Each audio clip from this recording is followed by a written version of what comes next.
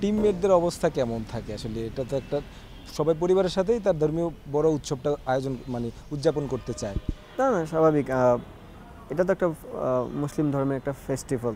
তো আমার মনে হয় যে আমি যখন থাকি টিমের সাথে বাইরে, আমি কখনোই ফিল করি না কারণ যে আমি বাইরের বা কোনো কিছু। কারণ ওই টাইমটাতে ইফতার যদি কখনো হয়, একসাথে ইফতার করে আমি ইনভাইটেড থাকি। এবং ঈদের দিন যে কোনো প্রোগ্রাম লাইক আপনাদের নামাজের পরে একটা আয়োজন থাকে খাওয়া দাওয়ার, ওখানেও আমি ইনভাইট থাকি। তো আমি ওইটা অনেক এনজয় করি। ঈদের সময়টা আসলে কিভাবে কাটান?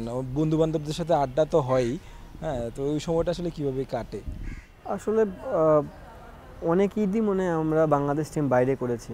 আর আগেকার যদি কথা বলি, যখন আমি দিনাজপুরে থাকতাম, ম্যাক্সিমাম ফ্রেন্ডরা মিলে এই রোজার টাইমটাতে আমরা অনেক এনজয় করতাম। বিকজ সবাই রোজা রাখতো, আমি তো রাখতাম না বাট আমি ওই টাইমটাতে যাই ইফতার করতাম একসাথে সব ফ্রেন্ডরা মিলে। ওটা একটা ভালো একটা মেমোরি ছিল। যেহেতু এখন দিনাজপুরে খুব কম যাওয়া হয়, ঈদে আসলে ঢাকায় থাকা ছাড়া আর কোনো অপশন নেই। আর যেহেতু লাস্ট অনেকগুলো ঈদই আমরা বাইরে করেছি, কারণ খেলা থাকে অনেক সময়। লিলি হালাল বিউটি সোপ, বিএসটিআই কর্তৃক সনদপ্রাপ্ত দেশের প্রথম হালাল বিউটি সোপ, দীপ্তিময় উজ্জ্বল ত্বকের জন্য।